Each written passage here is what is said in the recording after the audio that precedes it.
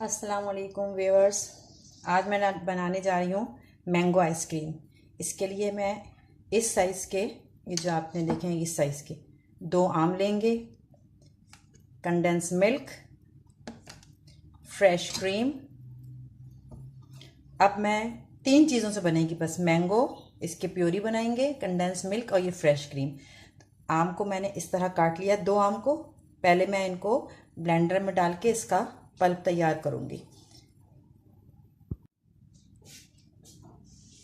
ये 2 आम का मैंने पल्प तैयार कर लिया।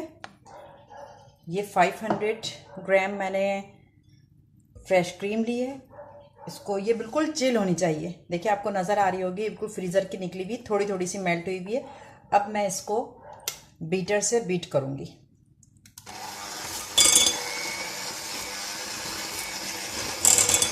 पहले हल्के हल्के इससे इसको तोड़ेंगे इस तरह करके कि इसके अंदर बर्फ़ है, फिर ये विप सही से होगी। चलें, इसकी ग्राइंडर की आवाज़ आती है बहुत, तो मेरी बात समझ में नहीं आएगी आपको। मैं इसको विप करके आपको दिखाती हूँ। ये देखिए, ये क्रीम को मैंने बीट कर लिया है।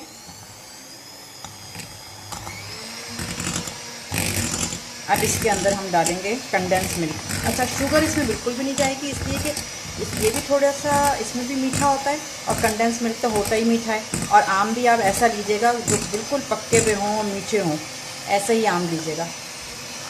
खट्टे आम नहीं लीजिएगा, नहीं तो उसकी सारी आइसक्रीम मतलब टेस्ट आइसक्रीम का ख़राब हो जाएगा। ये बीट हो गई। अब मैं इसमें डालूँगी कंडेंस मिल्क।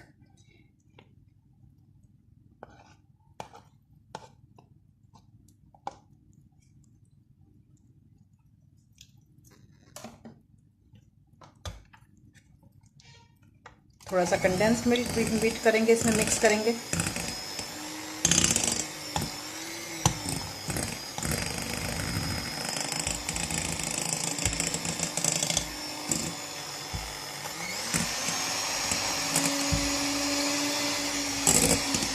बस थोड़ा सा, ये सब में कंडेंस मिल्क सब तरफ बराबर से चला जाए बस।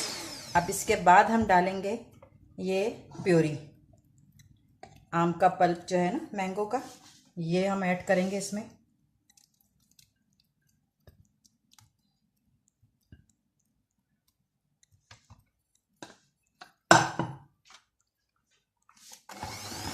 फिर बीट करेंगे थोड़ा सा ताकि प्योरी सब मिक्स हो जाए।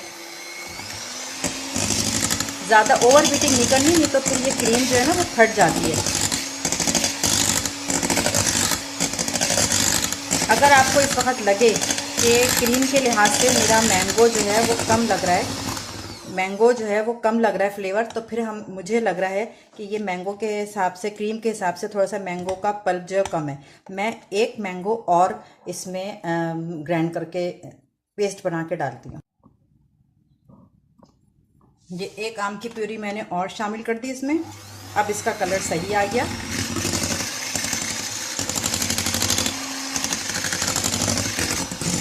बस ये इतना बीट करना है। अच्छा, ओवर बीट नहीं करना। देखिए मैं एक दफ़ा फिर आपको बता रही हूँ, इसलिए कि अगर ये क्रीम फट गई ना, ये ज़्यादा ओवर बीट करने से ये फट जाती है, तो पानी निकल आता है इसमें, तो फिर आइसक्रीम नहीं बनेगी आपकी, वो ख़राब हो जाएगी। ये बीट कर लिया आपने बस।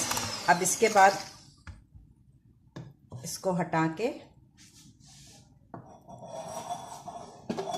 एक एयर टाइट जार में, ये एयर टाइट जार में इसे पोर करेंगे, बस इतना। बाकी ये भर गया। अब मैं दूसरे बाउल में जमा लूँगी एक और।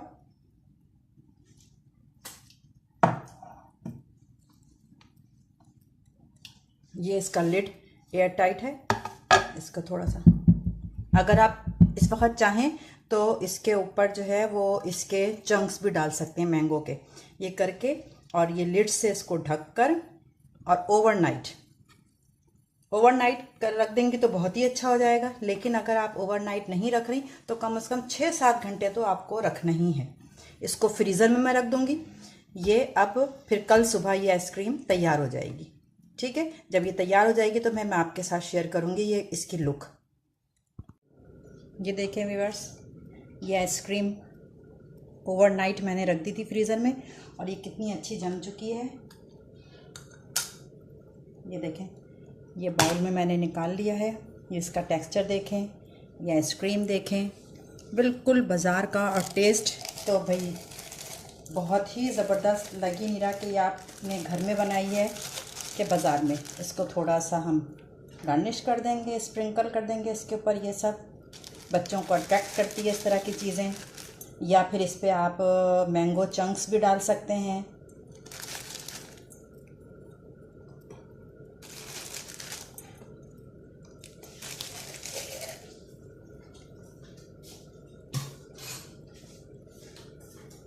और ये खाने के लिए रेडी हो गई है आइसक्रीम।